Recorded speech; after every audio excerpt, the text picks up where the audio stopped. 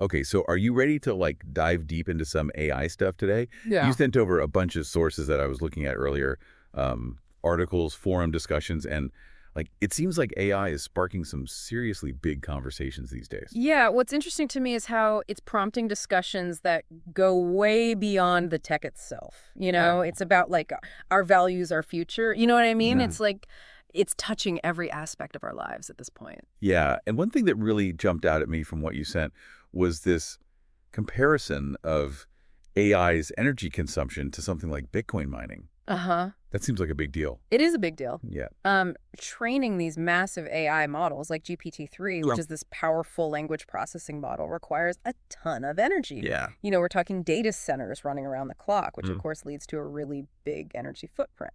One of the sources I saw said that training just one of these models can use the same amount of electricity as 120 American homes in a year. Wow. It's even possible. Yeah, those figures are accurate. It's something to consider, especially as these models become even more complex and are used more widely.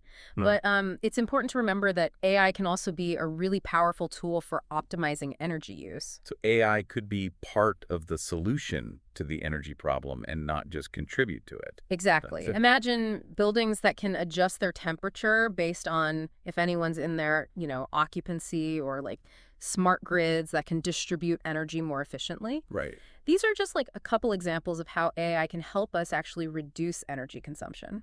So it sounds like it's not really a question of AI being good or bad, but how we use it. That's a great way to put it. Okay. It's a powerful tool that can be used for so many different purposes, and it's up to us to make sure we're using it responsibly. Makes sense. Yeah. Okay, let's shift gears for a second and talk about how AI is kind of shaking things up in Hollywood. Okay. I was reading that the indie film studio, A24, is making a movie called Heretic, completely AI-free, and it's causing a lot of buzz. Yeah, it's an interesting case study.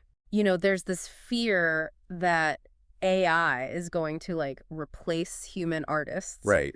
and lead to this loss of creativity and soul in art. Yeah, like we won't even be able to tell what's real art anymore. Right.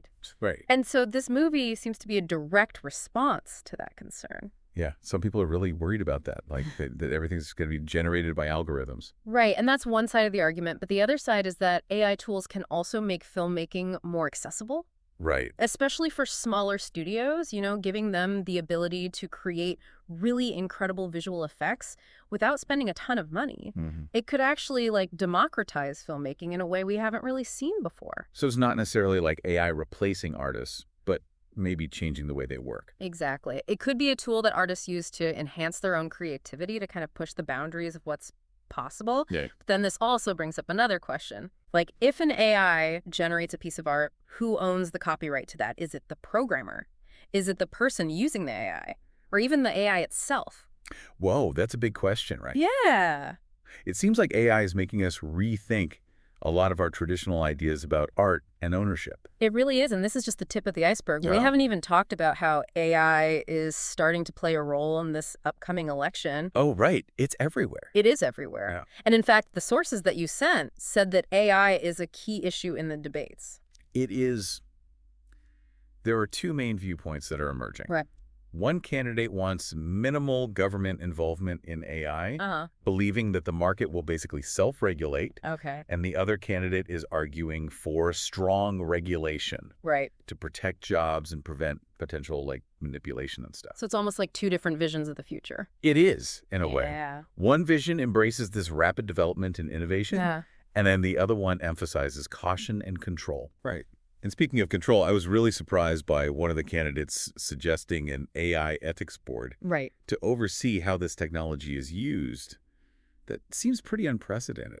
Yeah, it's a bold idea, and it speaks to this growing awareness of the ethical implications of AI. Right. The concern is that AI could be used to like personalize political ads in a way that feels manipulative or even spread misinformation. Yeah, that definitely worries me. Yeah. How do we prevent that? It's a challenge, no doubt, but I think a big part of the solution is transparency. Okay. The more we understand about how these algorithms work and how they target us, the better we can start to hold these developers accountable. And as voters, we need to be a lot more discerning about the information that we're consuming online. So it's like a two-way street. Exactly. We need to be aware of the potential for manipulation and also educate ourselves about how to spot it. It's about empowering ourselves with knowledge and critical thinking skills Right. to kind of navigate this digital landscape that's changing so rapidly. It sounds like we shouldn't be afraid of AI, but approach it with this sense of informed caution. You got it. Okay, well, I think you've given me a lot to think about already, and we've only just begun to scratch the surface of this whole AI conversation. I know, right? It's a lot. It's complex, it's changing all the time, Yeah. but I think it's so important to approach it with a sense of curiosity and a willingness to learn. Well, I'm definitely curious to learn more. What else have you uncovered in those sources? One of the sources I was looking at actually went deeper into those energy concerns, Okay. and it was talking about some potential solutions. Okay. And there's this growing movement towards something called green AI, Green AI. which is all about developing more energy-efficient hardware and algorithms. That sounds good because we can't really be saying like, oh, AI is the solution to all these problems Right. if it's also contributing to, climate change. Exactly. And some experts are even suggesting stricter regulations for AI developers, Yeah. requiring them to actually report their energy usage. Or maybe even like making them invest in renewable energy to offset their carbon footprint. That makes sense. Yeah. What about on like the creative side of things? Yeah. I know we talked about AI potentially replacing artists, but couldn't it also help them? Absolutely. It's really a question of collaboration rather than replacement. Okay. There are already AI tools that can help writers get over writer's block or composers, come up with new melodies. Wow. It's really cool to see how artists are like integrating AI into their work to kind of push their own creative boundaries. So it's not about taking over, but working together to make something new. That's a great way to put it. Yeah, it's about finding that synergy where AI actually enhances human creativity instead of replacing it. Okay, that's a much more optimistic way of looking at it. Right. But going back to the election for a sec, is there any way to like actually prevent AI from being used to manipulate voters? Yeah, I mean, that's a really valid concern. It is. But I think, like we were saying before, transparency is so important. The more we know about how these algorithms work, Uh-huh. the better we are at identifying and like calling out these unethical practices. Okay. And it's not just about holding developers accountable either. We as voters need to get better at figuring out what information we see online is real or not. So it's a two-way street. Exactly. We need to be aware of that manipulation, but also educate ourselves on how to spot it. Yeah, it's about giving ourselves the knowledge and the critical thinking skills to like navigate this crazy digital world. It sounds like you're saying we shouldn't be afraid of AI, Right. but we should like approach it with caution. Exactly. AI is super powerful and it has amazing potential for good, Mm-hmm. but just like any tool, it can be misused. Right. And it's our responsibility to make sure that it's being used ethically Right. and for the benefit of all of us. Okay, this is all fascinating, Yeah.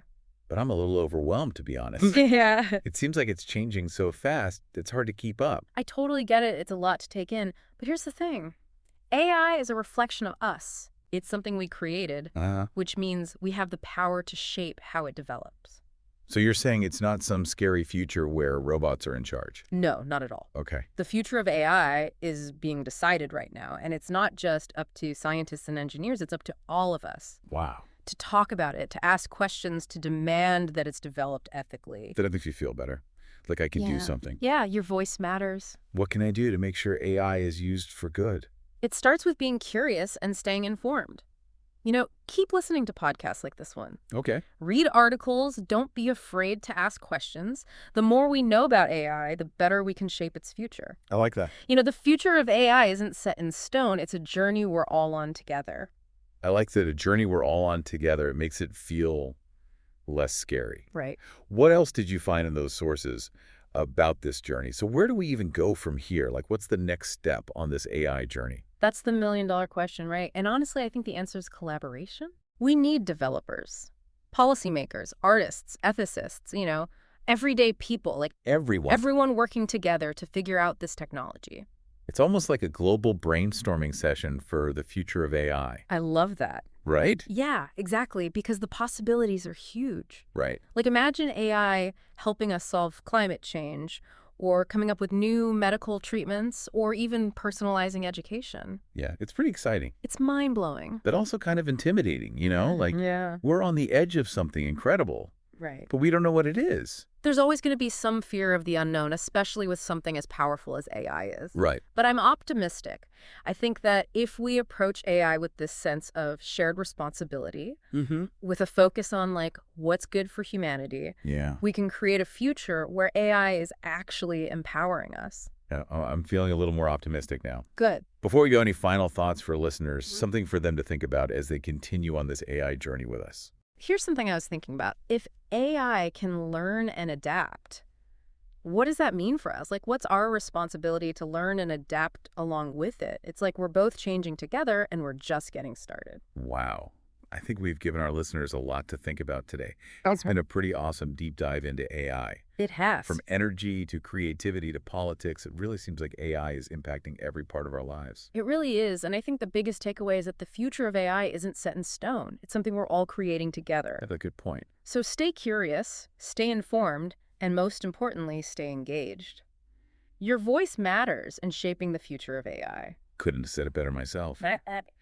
Until next time, keep exploring, keep questioning, and keep diving deep.